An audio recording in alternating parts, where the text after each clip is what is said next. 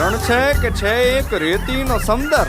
આ સમુદર છે કે એક પાણીનું રણ છે?